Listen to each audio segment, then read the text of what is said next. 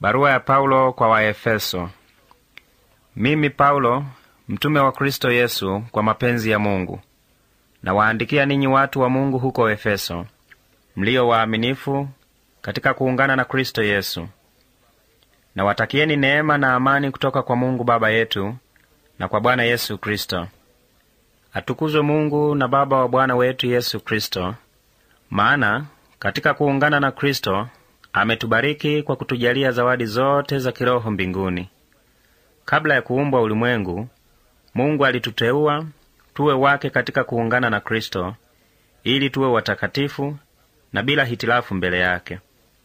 Kwa sababu ya upendo wake, Mungu alikuwa ameazimia tangu zamani kutuleta kwake kama watoto wake kwa njia ya Yesu Kristo. Ndivyo alivyopenda na kunuia. Basi tumsifu Mungu kwa sababu ya neema yake tukufu katika mwanawe mpenzi. Maana kwa damu yake Kristo sisi tunakombolewa, yani dhambi zetu zinaondolewa. Ndivyo ulivyo ukuu wa neema yake aliyotukirimia bila kipimo. Kwa hekima na ujuzi wake wote, Mungu alitekeleza kile alichonuia, akatujulisha mpango wake uliofichika, ambao alikuwa ameazimia kuutekeleza kwa njia ya Kristo. Mpango huo ambao angeutimiza wakati utimiapo ni kukusanya pamoja viumbe vyote, kila kitu mbinguni na duniani chini ya Kristo. Kila kitu hufanywa kufuatana na mpango na uamuzi wa Mungu. Naye Mungu ametuteua sisi tuwe watu wake kwa mapenzi yake katika kuungana na Kristo, kufuatana na azimio alilofanya tangu mwanzo. Basi sisi tuliotangulia kumtumainia Kristo tunapaswa kuusifu utukufu wa Mungu.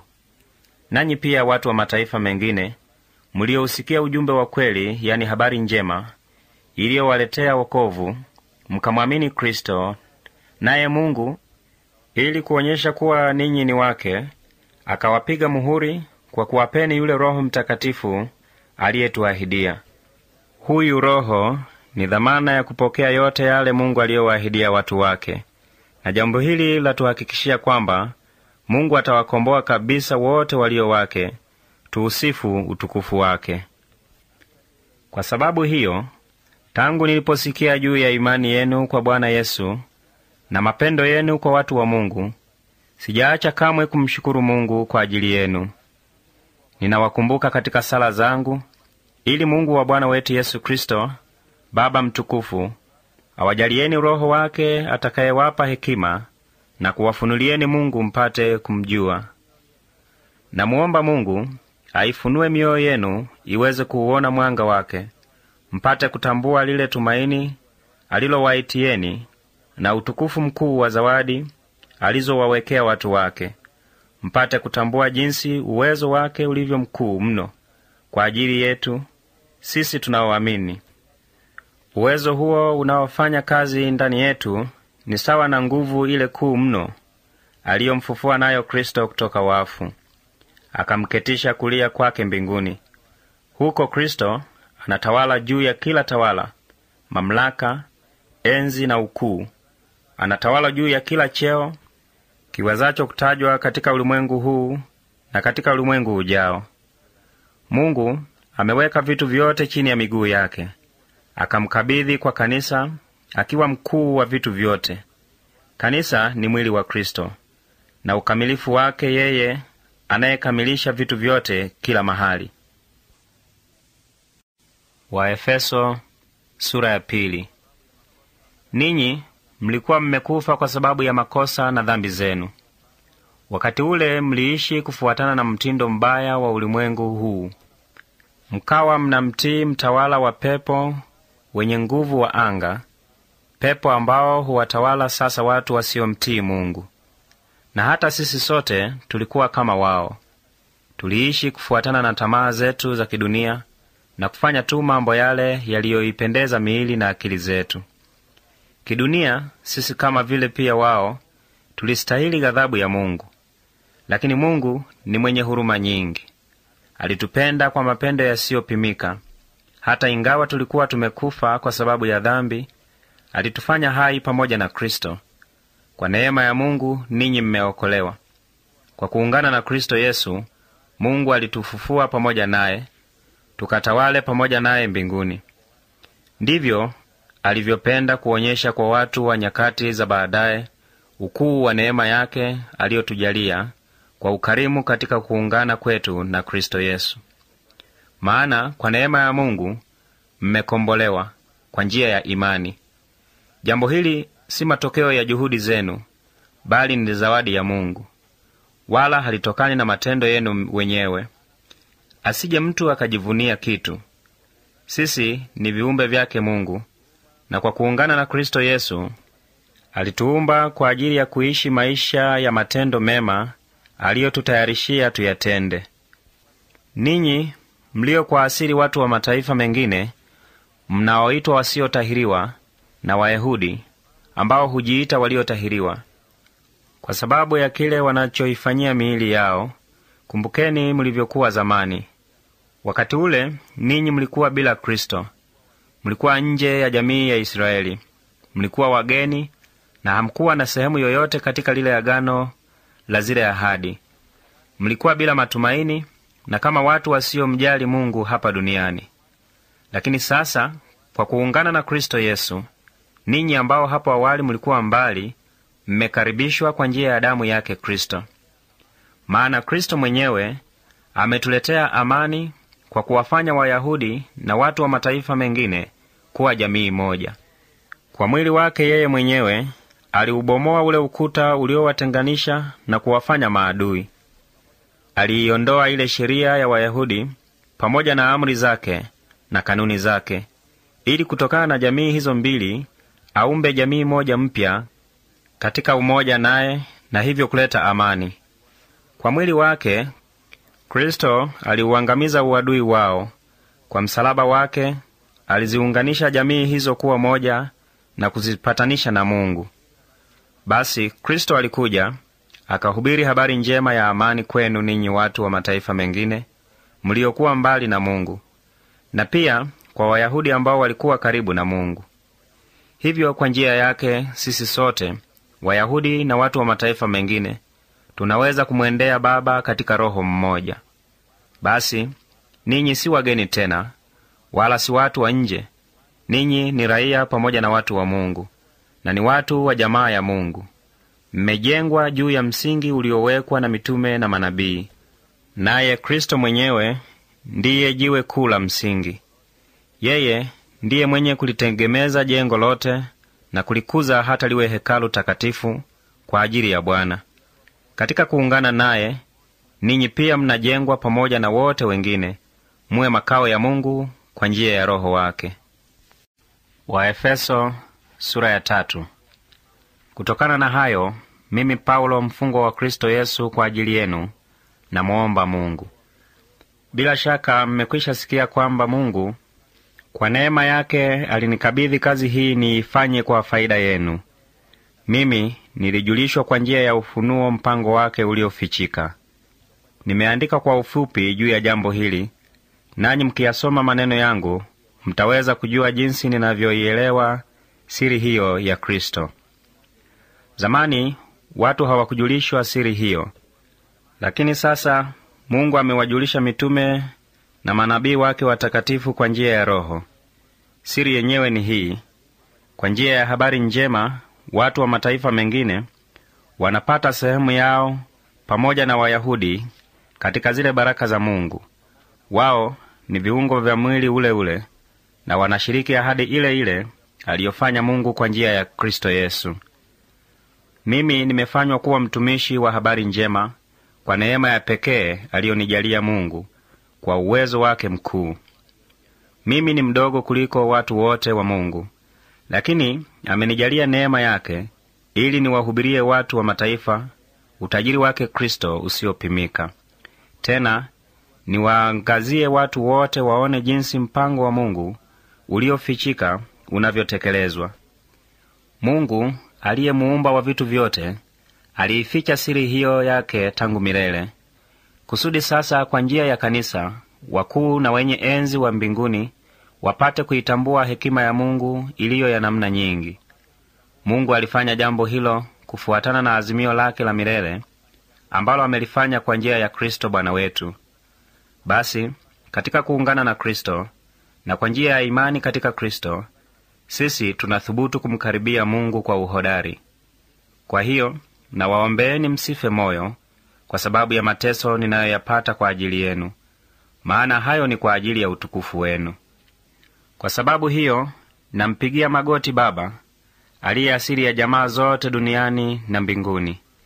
Namuomba Mungu kadiri ya utajiri wa utukufu wake awajalieni kwa uwezo wa Roho wake nguvu ya kuwa imara ndani yenu, naye Kristo akaye mioyoni mwenu kwa imani. Namuomba mpate kuwa na mizizi na msingi katika mapendo, kusudi muweze kufahamu pamoja na watu wote wa Mungu jinsi upendo wa Kristo ueneavyo kwa mapana na marefu, kwa kimo na kina. Naam, mpate kujua upendo wa Kristo upitao elimu yote, mjazwe kabisa utimilifu wote wa Mungu. Kwake yeye ambaye kwa nguvu yake ifanyayo kazi ndani yetu aweza kufanya mambo makuu zaidi ya yale tuwezayo kuomba au kufikiria. Kwake Mungu uwe utukufu katika kanisa na katika Kristo Yesu nyakati zote, milele na milele. Amina. Waefeso sura ya 4. Basi mimi niliye mfungwa kwa kuwa namtumikia Bwana, na wasihi muishi maisha yanayoistahili wito mlioitiwa. Muwe daima wanyenyekevu, wapole na wenye saburi. Vumilianeni ninyi kwa ninyi kwa mapendo. Fanyeni bidii ya kuhifadhi umoja uletwao na Roho, kwa kuzingatia amani iliyo kati yenu. Kuna mwili mmoja na Roho mmoja, kama vile tumaini mliloitiwa na Mungu ni moja. Kuna Bwana mmoja, imani moja na ubatizo mmoja. Kuna Mungu mmoja na Baba wa wote, ambaye yuko juu ya wote, afanya kazi katika yote na yuko katika yote. Kila mmoja wetu amepewa neema kadiri ya kipimo alichojaliwa na Kristo. Kama yasemavyo Maandiko, alipopaa mbinguni juu kabisa, alichukua mateka, aliwapa watu zawadi. Basi inaposemwa alipaa juu, ina maana gani? Maana yake ni kwamba kwanza alishuka mpaka chini kabisa duniani. Basi huyo aliyeshuka hapa duniani ndiye aliyepaa juu ya mbingu zote apate kuujaza ulimwengu. Ndiye aliyewapa watu zawadi. Wengine aliwajalia wawe mitume, wengine manabii, wengine wawe waeneza habari njema, wengine wachungaji na waalimu. Alifanya hivyo apate kuwatayarisha watu wote wa Mungu kwa ajili ya kazi ya huduma ya Kikristo, ili kuujenga mwili wa Kristo. Na hivyo sote tuufikie umoja wa imani na kumjua Mwana wa Mungu, tuwe watu waliokomaa na kuufikia utimilifu wake Kristo mwenyewe. Basi hatutakuwa tena kama watoto, tukitupwa na kupeperushwa huko na huko kwa kila upepo wa mafundisho wanayozua watu wadanganyifu, ili wawapotoshe wengine kwa hila. Kama tukizingatia ukweli kwa moyo wa mapendo, tutazidi katika kila jambo kulingana na Kristo, ambaye ndiye kichwa. Chini ya uongozi wake viungo vyote vya mwili hushikamana pamoja, na mwili wote hutegemezwa kwa msaada wa viungo vyake. Basi kila kiungo kikitekeleza kazi yake ipasavyo, mwili wote hukua na kujijenga katika upendo. Basi kwa jina la Bwana na waonyeni, msiishi tena kama watu wasiomjua Mungu, ambao fikira zao zimekuwa upuuzi mtupu, na akili zao zimo gizani. Wako mbali na uzima wa Mungu kwa sababu ya upumbavu ulio ndani yao na ukaidi wao. Wamepotoka na hawana aibu, wamejitosa katika ufisadi, hufanya kwa pupa kila aina ya mambo ya aibu. Lakini ninyi hamkujifunza hivyo juu ya Kristo. Ni dhahiri kwamba mlisikia barabara habari zake, na mkiwa wafuasi wake mkafundishwa ukweli ulivyo katika Yesu. Basi acheni mwenendo wenu wa awali, yani ule utu wenu wa kale uliokuwa unaangamizwa kwa tamaa zake danganyifu. Jirekebisheni upya rohoni na katika fikira zenu. Vaeni hali mpya ya utu ambayo imeumbwa kwa mfano wa Mungu na ambayo hujionyesha katika maisha ya kweli ya uadilifu na utakatifu. Kwa hiyo acheni uongo. Kila mmoja anapaswa kumwambia mwenzake ukweli, maana kila mmoja wetu ni kiungo cha mwili wa Kristo. Kama mkikasirika, msikubali hasira yenu iwafanye mtende dhambi, na wala msikae na hasira kutwa nzima. Msimpe Ibilisi nafasi. Aliyekuwa akiiba asiibe tena, bali naanze kufanya kazi njema kwa mikono yake, apate kuwa na kitu cha kumsaidia mtu aliye maskini. Maneno mabaya hata yasisikike kamwe miongoni mwenu. Kila mara maneno yenu yawe ya kufaa na ambayo hujenga na kuwasaidia wengine, ili yawaneemeshe wasikilizaji wenu. Msimhuzunishe Roho Mtakatifu wa Mungu, maana Roho huyo ni alama ya Mungu kwenu kwamba ninyi ni watu wake, na thibitisho kwamba siku itakuja ambapo Mungu atawakomboeni. Basi achaneni na uhasama, chuki, hasira, kelele, matusi. Achaneni na kila uovu. Mwe na moyo mwema na wenye kuhurumiana. Kila mmoja na amsamehe mwenzake kama naye Mungu alivyowasamehe ninyi kwa njia ya Kristo. Waefeso sura ya 5. Kwa hiyo mwigeni Mungu, maana ninyi ni watoto wake wapenzi. Mapendo yaongoze maisha yenu kama vile Kristo alivyotupenda na kwa ajili yetu akajitoa mwenyewe kama dhabihu yenye harufu nzuri na tambiko impendezayo Mungu. Kwa vile ninyi ni watu wa Mungu, basi uasherati, uchafu wowote ule au choyo visitajikane kamwe miongoni mwenu. Tena maneno ya aibu, ya upuuzi au ubishi, yote hayo hayafai kwenu. Maneno ya kumshukuru Mungu ndiyo yanayofaa. Jueni wazi kwamba muasherati yeyote au mchafu au mfisadi, ufisadi ni sawa na kuabudu sanamu, au mtu yeyote wa aina hiyo hata ambulia chochote katika utawala wa Kristo na wa Mungu. Msikubali kudanganywa na mtu kwa maneno matupu, maana kwa sababu ya mambo kama hayo ghadhabu ya Mungu huwajia wote wasiomtii. Basi msishirikiane nao. Zamani ninyi mlikuwa gizani, lakini sasa ninyi mko katika mwanga kwa kuungana na Bwana. Ishini kama watoto wa mwanga, maana matokeo ya mwanga ni wema kamili, uadilifu na ukweli. Jaribuni kujua yale yanayompendeza Bwana. Msishiriki katika matendo yasiyofaa ya giza, bali yafichueni. Mambo yanayotendwa kwa siri ni aibu hata kuyataja, lakini mambo yale yanayotendwa katika mwanga, ukweli wake hudhihirishwa, na kila kilichodhihirishwa huwa mwanga. Ndiyo maana maandiko yasema, amka wewe uliyelala, fufuka kutoka wafu, naye Kristo atakuangaza. Basi muwe waangalifu jinsi mnavyoishi. Msiishi kama wapumbavu, bali kama wenye hekima. Tumieni vizuri muda mlio nao, maana siku hizi ni mbaya. Kwa hiyo msiwe wapumbavu, bali jaribuni kujua matakwa ya Bwana. Acheni kulewa pombe, maana hiyo husababisha maisha ya ovyo, bali mjazwe Roho Mtakatifu. Zungumzeni kwa maneno ya zaburi, nyimbo na tenzi za kiroho. Mwimbieni Bwana nyimbo na zaburi kwa shukrani mioyoni mwenu. Mshukuruni Mungu Baba daima kwa ajili ya yote, kwa jina la Bwana wetu Yesu Kristo. Kila mmoja amstahi mwenzake kwa sababu ya kumcha Kristo. Wake wawatii waume zao kama kumtii Bwana. Maana mume anayo mamlaka juu ya mkewe, kama vile Kristo alivyo na mamlaka juu ya kanisa. Naye Kristo mwenyewe hulikomboa kanisa, mwili wake. Kama vile kanisa linavyomtii Kristo, vivyo hivyo wake wawatii waume zao katika mambo yote. Nanyi waume, wapendeni wake zenu kama Kristo alivyolipenda kanisa, akajitoa mwenyewe sadaka kwa ajili yake. Alifanya hivyo ili kwa neno lake aliweke wakfu kwa Mungu, baada ya kulifanya safi kwa kuliosha katika maji, kusudi ajipatie kanisa lililo takatifu na safi kabisa, kanisa lisilo na doa, kasoro au chochote cha namna hiyo. Basi waume wanapaswa kuwapenda wake zao kama miili yao wenyewe. Ampendaye mkewe anajipenda mwenyewe.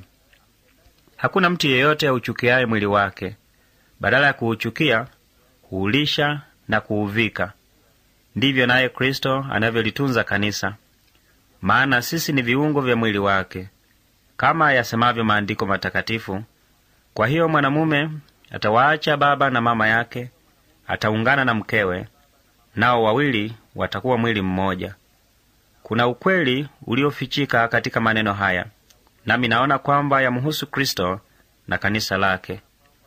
Lakini yanawahusu ninyi pia. Kila mume lazima ampende mkewe kama nafsi yake mwenyewe, naye mke anapaswa kumstahi mumewe. Waefeso sura ya 6. Enyi watoto, watiini wazazi wenu Kikristo, maana hili ni jambo jema. Waheshimu baba na mama yako.